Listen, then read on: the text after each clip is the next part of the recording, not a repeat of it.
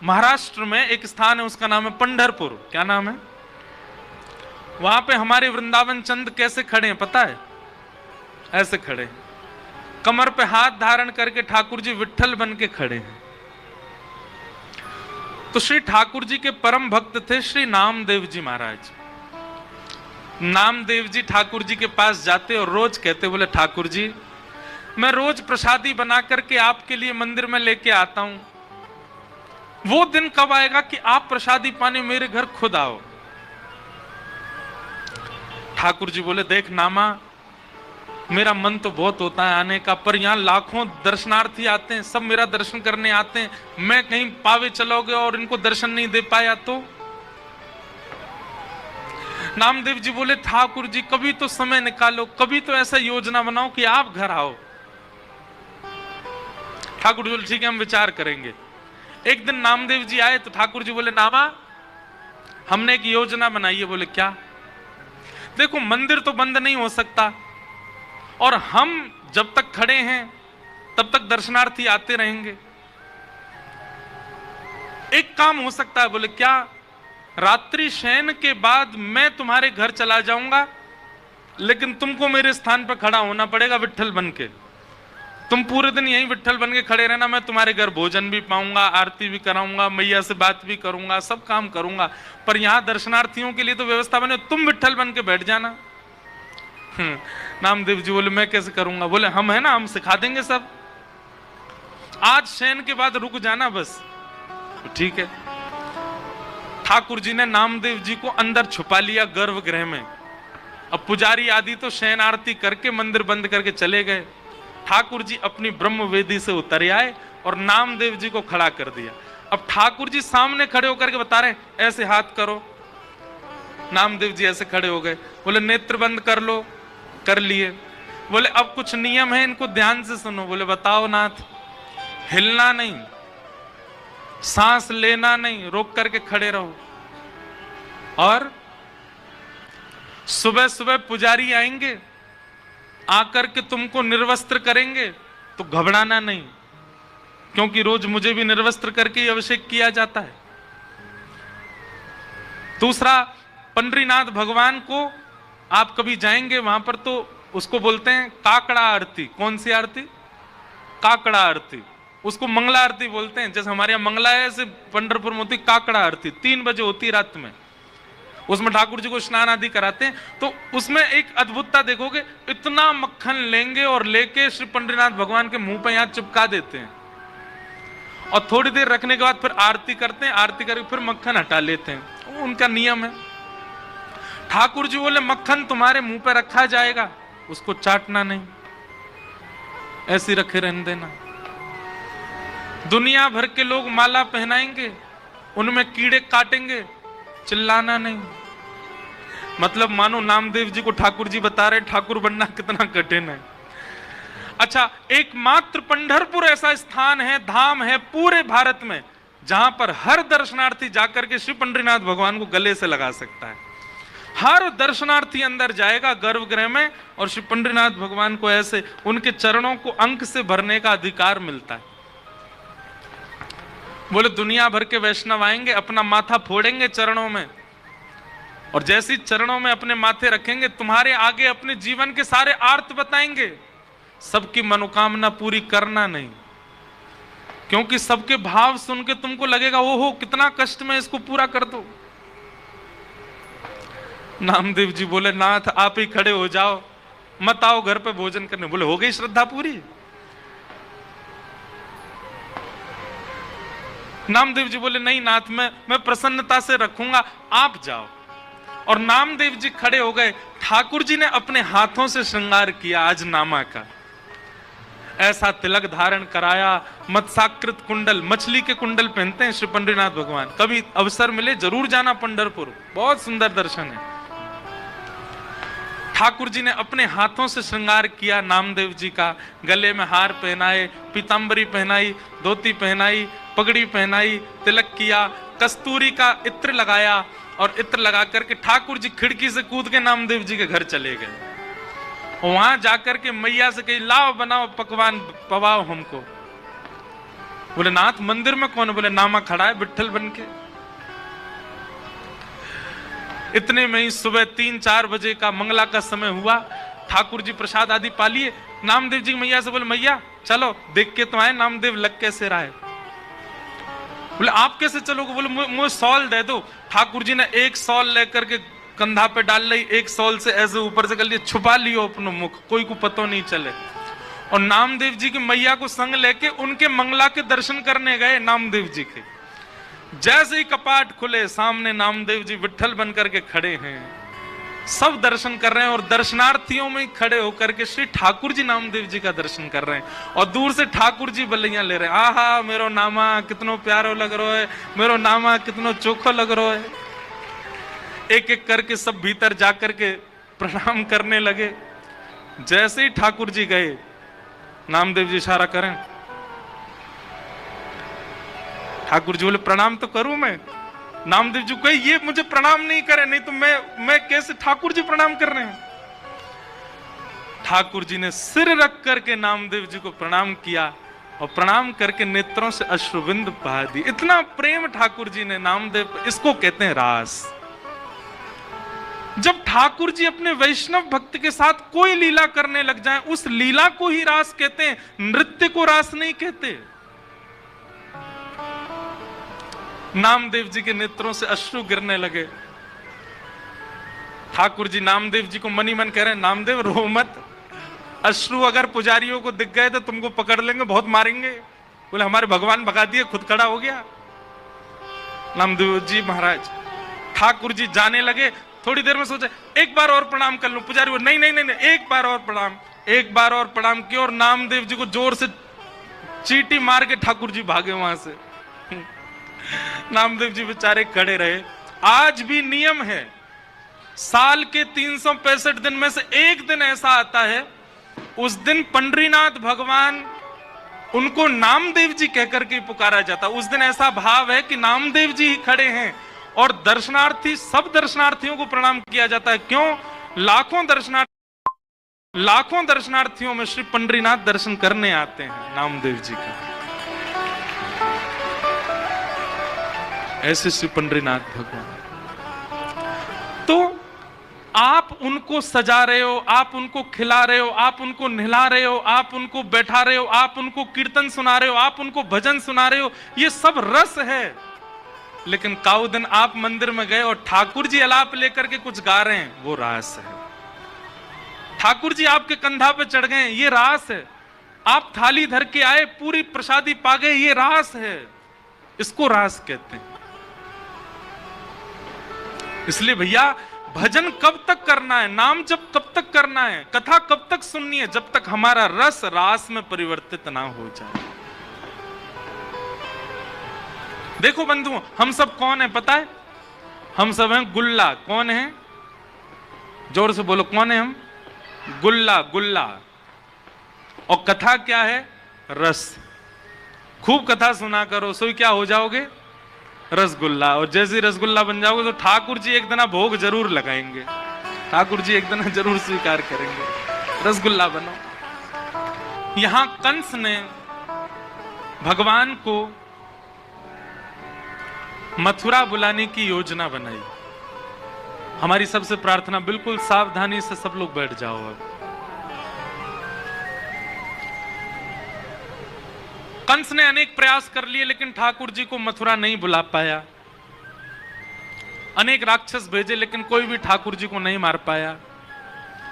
तब नारद जी ने जाकर के कंस को एक युक्ति बताई और कंस से कहा, महाराज कंस, तुम्हारे पास एक कोई तोड़ेगा नहीं और जो तोड़ेगा वो तुमको छोड़ेगा नहीं,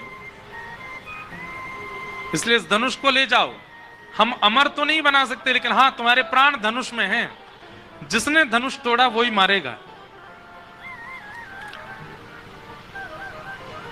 नारद जी ने कहा तुम धनुर्यज्ञ करो और धनुर्यज्ञ में पुरस्कार देने के लिए, पुरस्कृत करने के लिए कृष्ण बलराम को बुलाओ। हर जगह मारपीट से काम नहीं होता, कुछ प्रेम से करो। किसी को भेजो और जाके वहां ब्रजवासियों में ऐसी खबर फैलवा दो कि कंस पुरस्कार देने के लिए कन्हैया को बुला रहे हैं। क्यों मार दिया, ब्रजमंडल की कितनी रक्षा की। इससे दो बातें होंगी, कृष्ण आ भी जाएंगे और दूसरा ब्रजवासियों के मन में यह भी भावना आ जाएगी कि कंस राक्षस नहीं है। ब्रजवासियों को ऐसा लगता राक्षस तुमने भेजे हैं। कंस बोला जो आज्ञा। और कंस ने एक मेला का कार्यक्रम रखा और उस मेला में धनुर्यज्ञ किया और अक्रूर जी महाराज को भेजा, जाओ ठाकुर जी को लेकर के मथुरा आप। अक्रूर जी का प्रसंग भी बहुत सुंदर है पर बहुत विस्तृत है। अक्रूर जी महाराज रास्ते भर सोचते जा रहे हैं, कहीं पूतना, अघासुर, बकासुर, धेनुकासुर जैसे राक्षसों की तरह ठाकुर जी मथुरा से आया हुआ एक राक्षस जान के मुझे भी तो मार तो नहीं देंगे। मैं सब बालक और तुम वो कहीं ना जान दे। और ठाकुर जी ऐसे मैया को पीछे करने लगे, उतरने लगे गोद से। मैया के लाला ऐसे ना करो, करें तू आज, मैं तो यूं कह रही हूं मैं कैसे रहूंगी तेरे बिना। मैया ऐसी कोई बात ना है, 2 दिन की तो बात है, मैया जान दे मुझे। मन से तो ठाकुर जी ये कह रहे हैं मैं कैसे जाऊं। बंधु ऐसी कथा आती है कि जब ठाकुर जी लीला कर रहे थे ना तो नारद जी आए और नारद जी आकर के ठाकुर जी से बोले, ठाकुर जी ये क्या कर रहे हो आप। भगवान बोले क्यों, गोपियों के संग रास कर रहे हो, ब्रजवासियों के घर की मटकी चुरा चुरा के खा रहे हो, ग्वाल बालों के गले में गलवैया डाल के डोल रहे हो, आप इसके लिए आए हो पृथ्वी पर। आप धर्म स्थापित करने आए हैं पृथ्वी पर। आपको कंस को मारना है, पृथ्वी का भार हल्का करना है, और आप तो आसक्तियों की भांति इन ब्रजवासियों में घुल मिल गए हो। कब मारेंगे आप कंस को, कब तक लीला चलेगी आपकी। ठाकुर जी के नेत्रों से आंसू आ गए। बोले नारद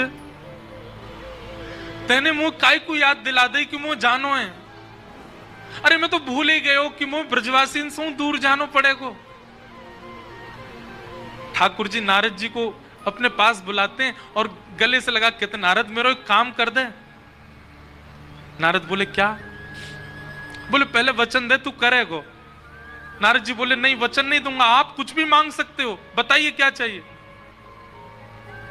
ठाकुर जी बोले नारद कोई ऐसी योजना बन सके कि कोई दूसरो भगवान आ जाए, वो ब्रह्मांड को संभाल ले, वो तीनों लोकन को संभाल ले, वो वैकुंठ को संभाल ले, वो देवतान को संभाल ले, वो पृथ्वी को भार हल्को कर दे, वो राक्षसन को मार दे और मैं सदा के लिए वृंदावन में ही बस जाऊं। ऐसा हो सके।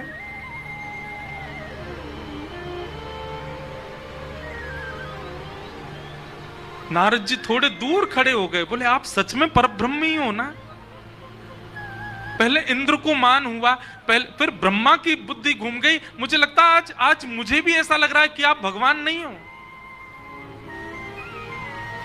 निर्गुण निराकार निरीह सबको मुक्त करने वाला आज आसक्ति में क्यों दिख रहा है मुझे।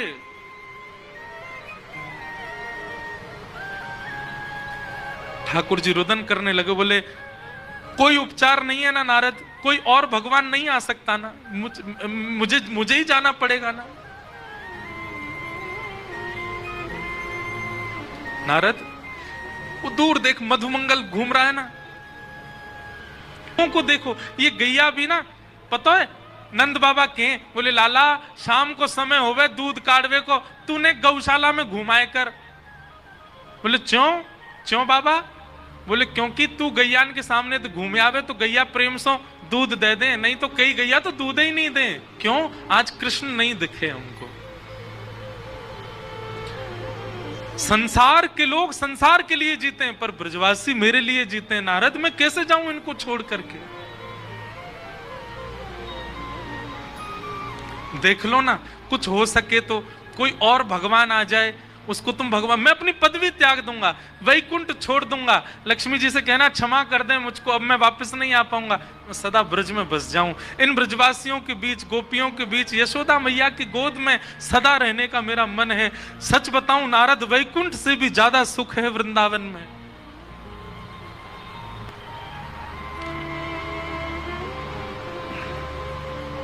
नारद जी के मन में कंपन तो हो रहा है। भाव तो उमड़ रहा है पर नारद जी दबा रहे हैं। नारद जी चरणों में गिर गए, बोले नाथ नूतन प्रलय हो जाएगा, ब्रह्मांड नष्ट हो जाएगा, 33 कोटि देवी देवताओं के ऊपर आप नहीं रहोगे तो लड़ झगड़ करके आपस में सब मर जाएंगे। मेरी प्रार्थना स्वीकार करो, आपको मथुरा जाना पड़ेगा, ब्रज तो छोड़ना पड़ेगा। सूर्य नारायण से प्रार्थना कर रहे हैं, हे सूर्य नारायण, हमने नित्य आपसे कुछ नहीं मांगा, आज मांग रहे हैं, क्या आप उदित मत हो, आज आप अस्त ही रहो, अंधेरा ही रहने दो, क्योंकि भोर हो कन्हैया चले जाएंगे। आज सूर्य उदय में कोई पक्षी चहक नहीं रहा है, गैया चारा नहीं खा रही हैं, सब अपलक नेत्रों से देख रहे हैं कन्हैया हमको छोड़ के जा रहे हैं। ठाकुर जी जैसे ही बाहर आए, ब्रजवासियों की स्थिति अवर्णनीय है, नहीं रोक पाए अपने रुदन को, चीखें मार मार के रोने लगे ठाकुर जी को। ठाकुर जी बोले, अरे तुम पागल है गए हो सबरे, अरे मैं परसों आ जाऊंगा, 2 दिना के काजे जा रहा हूं, इतनों काई को रो रहे हो? लाला तेरे बगैर कैसे जिएंगे हम, तो देखे बगैर वृंदावन में कोई ना रहे। वो हमारो आज 11 वर्ष 56 दिन के हो गए ठाकुर जी, 11 वर्ष 56 दिन में एक दिन ऐसा नाय निकलो लाला जो तो को नाय देखो हो। कैसे रहेंगे हम 2 दिन? कई ग्वाला तो ठाकुर जी की गोद में चढ़ जाते हैं, ठाकुर जी कह रहे अरे मुझे छोड़ तो दे, न जान तो दे। बोले लाला मैं यहाँ हमारे गले लग रहा हूं कि तू 2 दिना के काज जा रहा और कहीं तेरे विरह में मेरे प्राण निकल गए तो फिर अंतिम समय गले भी नहीं लग पाऊंगा, हमारे आज ही लग रहा हूं लाला। अरे ऐसे काई को बोले, मैं आऊंगा ना परसों मिलूंगा तो ते।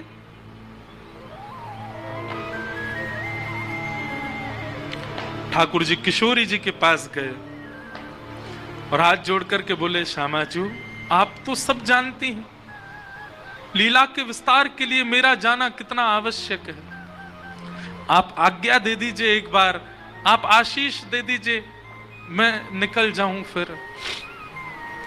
किशोरी जी ठाकुर जी के चरणों की ओर देख रही हैं, ठाकुर जी किशोरी जी के नेत्र नहीं मिला पा रहे दोनों। किशोरी जी ने कहा, ठाकुर जी आपने मुझे दुविधा में डाल दिया, मैं क्या उत्तर दूं आपको, आप चले जाओ। क्या प्रेमी अपने प्रियतम से कभी कहता है कि चले जाओ? कभी नहीं कहता। और यदि मैं आपको ना खुद को, यशोदा मैया तो मानो जैसे कोई जीवित लाश हो, करने लगा, ब्रजवासियों की रुदन तीव्र हुआ, कोई कहने लगा कन्हैया मत जा भैया, कन्हैया तेरे पर कैसी ग्रीवा, कैसे हार, कैसी ग्रीवा, कैसे हाथ, एक एक रों का स्पर्श यशोदा मैया अपने हाथों से कर रही हैं। और सर्वांगीण अंग को छूते हुए यशोदा मैया ने जैसे ही यशोदा मैया ने जैसे ही लाला के चरण पकड़े, ठाकुर जी टूट, मैया कहां कर रही है? लाला तेरे स्पर्श को अपने हृदय में धारण कर रही हूं, क्यों? क्योंकि अब तू आवेगो नहीं, मुझको पतो चल गई है, तो तेरा स्पर्श तो रहेगो ना मेरे पास। कैसी बात करी, क्यों ना आऊंगा मैं? देवकी को लाला है तू, मेरो लाला नहीं है, मेरो कन्हैया नहीं है तू। मुझको आज पतो चली इतने वर्ष बाद, मेरो कन्हैया नहीं है। लाला तो से बस एक प्रार्थना, कभी देवकी को ऐसे छोड़ के मत जाइए, देवकी को ऐसे मत बताइयो कि मैंने माखन चुरावे के काजे तो को उखल से बांध दियो, तेरे पीछे छड़ी लेके भागी, मेरो अधिकार नहीं है तो पे। कभी मत बताइयो देवकी को कि मैंने तेरे साथ ये सब अन्याय कियो।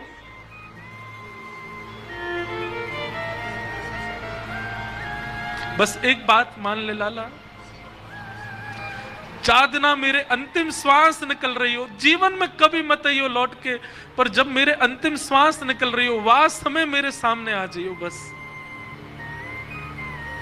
तो को देखते भय अपने प्राण त्याग दूंगी ना।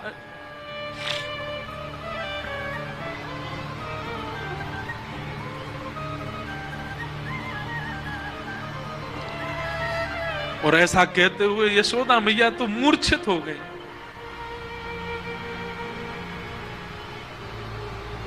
सब ब्रजवासियों को से कहा, ठाकुर जी ने संभालो मां को। और यशोदा मैया की चरण रज अपने सिर पर धारण करके, यशोदा मैया की चरण रज को अपने जिह्वा पे धारण करके और कुछ चरण रज अपनी जेब में धर के ठाकुर जी ब्रजमंडल को दंडवत प्रणाम करके रथ में आरूढ़ होकर के चले गए।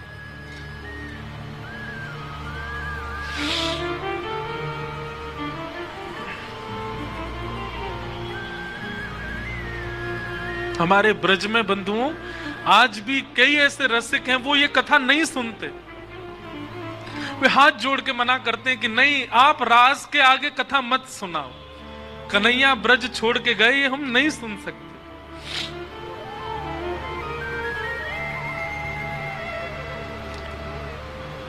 ठाकुर जी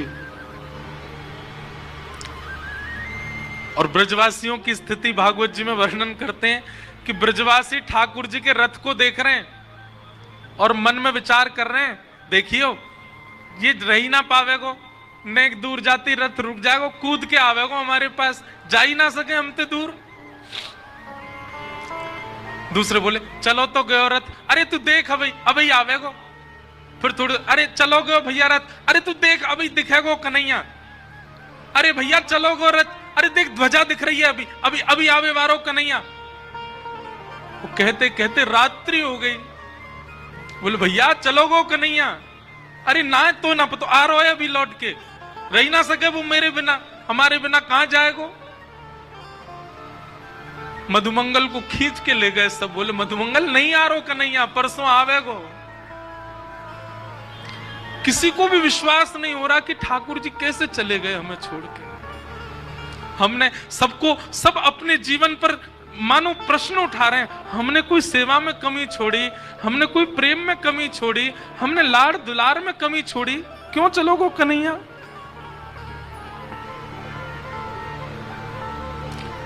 कान्हा तेरी जोहत रह गई बात, जोहत रह गई बात।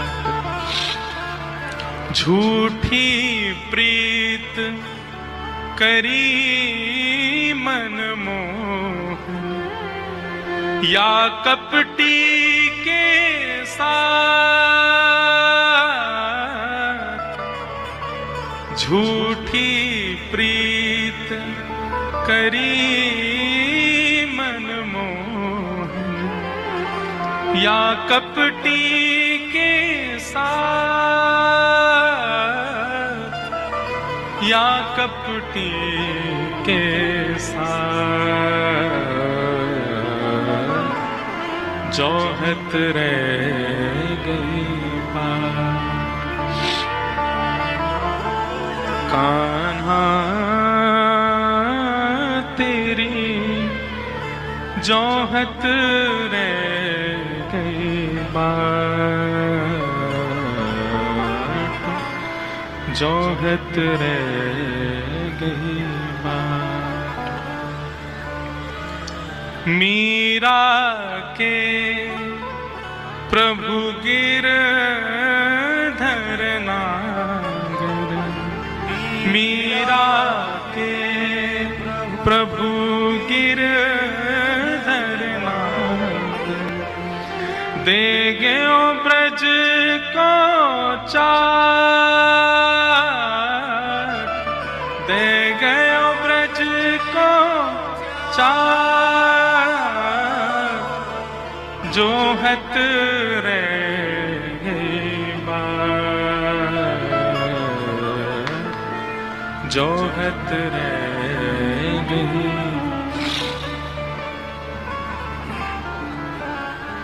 ब्रजवासी बैठे रहे।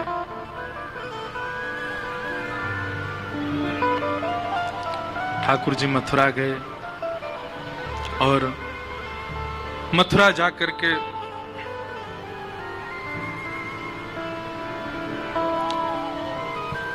कंस का वध किया और कंस वध के बाद ठाकुर जी ने अपनी देवकी मैया को कारागृह से निकाला। 11 वर्ष 56 दिन बाद आज ठाकुर जी दिखे हैं देवकी मैया को। भगवान पढ़ने के लिए सांदीपनी गुरुकुल गए, लौट करके आए।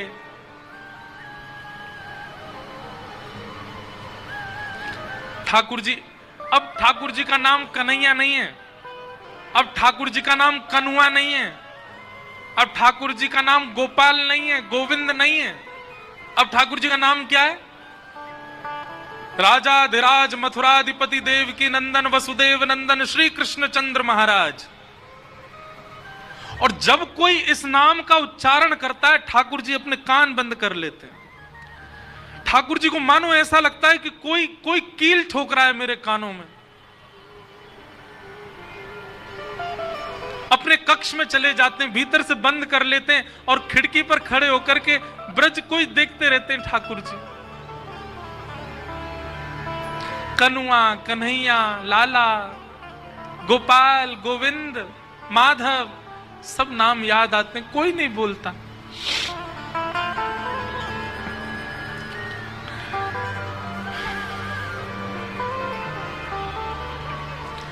आज देवकी मैया ने मन में विचार किया, इतने दिनों बाद लाला आयो है, मैं अपने हाथन से भोजन कराऊंगी अपने लाला को।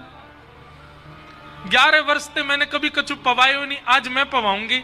और देवकी मैया थाल सजा करके ठाकुर जी के कक्ष में ले गई। लाला चल आजा, भोजन करेंगे। ठाकुर जी तुरंत अपने आंसू पोंछते हैं, देवकी मैया के आगे रोना नहीं है, नहीं तो बुरा लगेगा उनको। मैया के पास गए। ठाकुर जी, मैया एक बात को बुरा तो नहीं मानेगी? मैया बोली, हाँ लाला बोल। मैया मुकु ऐसे नीचे बैठ के पावे को अभ्यास नहीं है। देवकी मैया बोली, अच्छा कैसे पावे को? मैया आऊं तो मुकु गोद में बैठा ले। देवकी मैया बोला, हाँ लाला आजा मेरी गोद में। ठाकुर जी गोद में बैठ गए। मैया अब पवाए दे। देवकी मैया भी भावुक हो रही है कि यशोदा ने कितना लाड किया है कन्हैया को, कितना प्यार किया है, नीचे नहीं बैठने दिया, कभी गोद में बैठाती हैं। देवकी मैया ने थाल पे से जैसे वस्त्र हटाया। देवकी मैया माखन सजा के लाई थी कि लाला प्रसन्न हो जाएगा माखन देख के। वहां पे मिश्री पड़ी है खांड की। ठाकुर जी ने जैसे ही थाली देखी और थाली में माखन देखा, ठाकुर जी तो रोने लगे, मैया से लिपट गए। मैया बोली, अरे लाला कहां गए हो, काय को रो रहे हो, मेरो कन्हैया काय को रो रहे हो? और ठाकुर जी के मुख से निकलो, मैया यशोदा मैया यशोदा मैया। यशोदा का नाम सुनते ही देवकी मैया ठंडी पड़ गई पूरी। ठाकुर जी को उठा करके बिस्तर पर लिटा दिया। बोले, लाला ऐसे रोयो ना करें, रुक मैं जा रही हूं, मैं पिताजी को भेजूं, वो संभालेंगे। ठाकुर जी जोर जोर से रो रहे हैं। मुझको याद आ रही है, मुझको मेरी मैया के पास जानो है, मुझको मेरे बाबा के पास जानो है।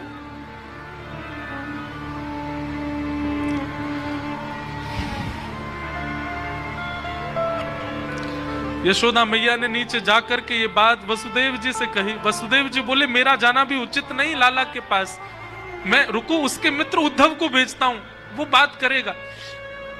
उद्धव तुम जाओ, समझाओ कन्हैया को, तुम्हारी उम्र का है, तुम बताओगे माने, ऐसे रोना चाहिए उसको, बताओ ऐसे रोता है। उद्धव जी गए। ठाकुर जी रुदन कर रहे हैं, मुंह मेरी मैया के पास जानो है। उद्धव जी ने जाकर के ठाकुर जी को प्रणाम किया और ठाकुर जी जाके बोले, पर ब्रह्म त्रिलोकीनाथ जगन्नाथ द्वारिकाधीश मथुराधीश, ब्रह्मा भी जिनके आगर नेति नेति कहकर के पुकारता है, वेद जिसकी अर्चना करते हैं, वो पर ब्रह्म आज मोह की अवस्था में दिख रहा है मुझको।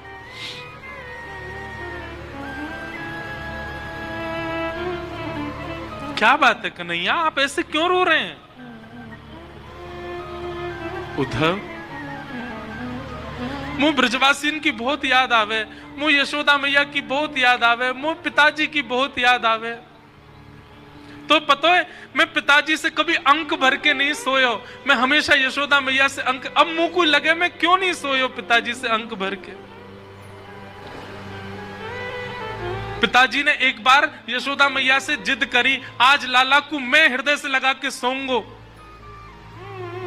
यशोदा मैया बोली सो जाए तो सुला लो।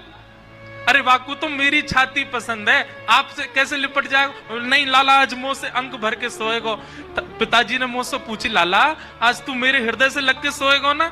मैंने कही हाँ पिताजी सोऊंगो, लेकिन मैं मन से तो चारों मैया के पास ही सोऊं। पर पिताजी बुरा मान जाते। मैं एक रात पिताजी से हृदय लग के सोया, मुझको रात भर नींद नहीं आई। आधी रात पिताजी उठे और बाबा ने कही, लाला तू जिद मत करे, तू जबरदस्ती मत करे, तू जा मैया से लिपट के सो जा। और मैं कूद के गया और मैया से लिपट के सो गया। तब बाबा के नेत्रन में आंसू आ गए। बोले लाला काश मैं हूं मैया होता तो मेरे हृदय से लग के सोता रात भर। मुझको आज याद आ रही है मैं क्यों नहीं सोया बाबा के पास। ब्रज की गोपीन की याद, ग्वाल बाल मधुमंगल पतो ना जीवित है कि नहीं, मुझे देखे बगैर एक क्षण नहीं रहे। उद्धव तू एक बार ब्रज चलो जा। और सुन मैं यामारे कह रहा हूं, तू ब्रज जाएगो, तू जाकर के उनके रुदन को शांत कर देगो। वे मुंह को याद करनो बंद कर देंगे तो मुंह को भी उनकी याद कम आएगी। वास्तव में मुंह को याद ज्यादा यामारे आवे, क्योंकि वो भी मुझे बहुत याद करें।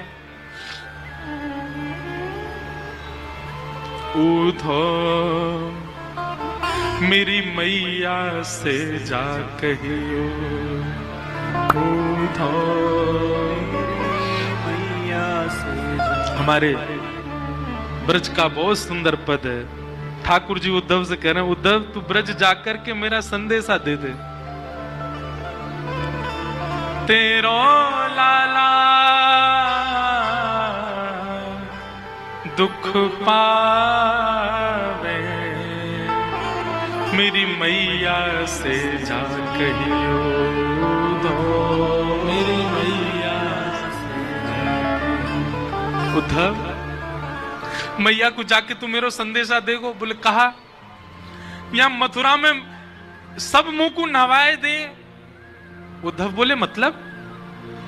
उद्धव यशोदा मैया मुंह को नहवावे नहीं, गरम गरम जल लेके आती और मेरे मोहन एक पहुंच के अपनी पल्लूते पहुंच देती। यहां पे कोई ना करे ऐसो। कोई ना धोवे मुख ताते जल। तातो मतलब ब्रज भाषा में गरम को बोलते हैं ताता।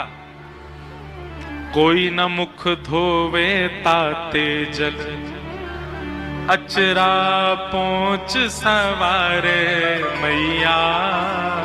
कोई ना मुख धोवे ताते जल, अचरा पहुंच सवारे।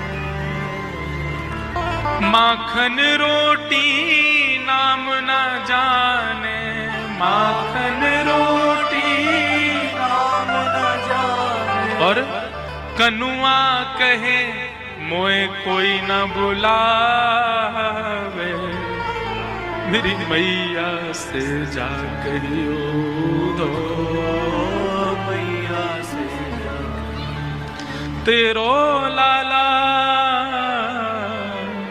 दुख पावे, मेरी मैया से जा कहियो।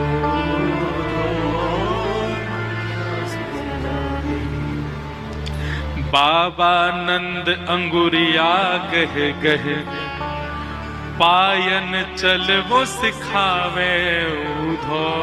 बाबा नंद अंगुरिया गह, पायन चलन सिखावे। बाबा नंद अंगुरिया गह गह, पायन चल वो सिखावे उधो। बाबा नंद अंगुरिया गह गह, पायन चल वो सिखावे। एक लीला सुनाऊं। नंद बाबा अपनो प्रेम, पिता अपना प्रेम प्रकट नहीं कर पाता पुत्र से। नंद बाबा देखते हैं हमेशा यशोदा तेल चुपको रे, तो नंद बाबा ने एक योजना बनाई। कहा नंद बाबा को अगले दिन सवेरे जो पोशाक पहननी है वो पोशाक की चद्दर बना के लाला को उड़ा दें। रात भर लाला वही में दुल्लर तिल्लर होवे, वही में सोवे, वही में खो जाए, वही में भीतर घुस जाए। और जब ठाकुर जी सुबह उठ जाते हैं, ठाकुर जी के लंबे लंबे हाथ लटक रहे हैं, बाबा के कुर्ता पहन के डोल रहे हैं। और जब ठाकुर जी वहां से पूरे अपनी सुगंधी से वह कुर्ता को अंकित कर दें, तब नंद बाबा पहन के पूरे दिन घूमे और बार बार अपनी बाह सूंघ सूंघ के, अपने वस्त्र सूंघ सूंघ के लाला को याद करे, मेरो लाला यही में सोवे, मेरो लाला मेरे वस्त्र पहन के सोवे। ठाकुर जी कह रहे हैं उद्धव बाबा कहां पहनते होंगे, मेरी सुगंधी ना आती होगी, कितने परेशान होते होंगे। बाबा नंद अंगुरिया कह कह आंगन चल वो सिखावे, उधो अंगुरिया आयन चलन सिखावे, मुझे चल वो सिखावे। और पता है था को जान कन्हैया मेरो, था को जान कन्हैया मेरो लाला थक गए होगो, नेक चलवाते और यूं सोचते थक गए होगो। था को जान कन्हैया मेरो, था को जान कन्हैया मेरो, गोद उठा हृदय सो लगावे, मेरी मैया से जाकर पूछो, तेरो कान्हा दुख पावे, मेरी मैया से जाकर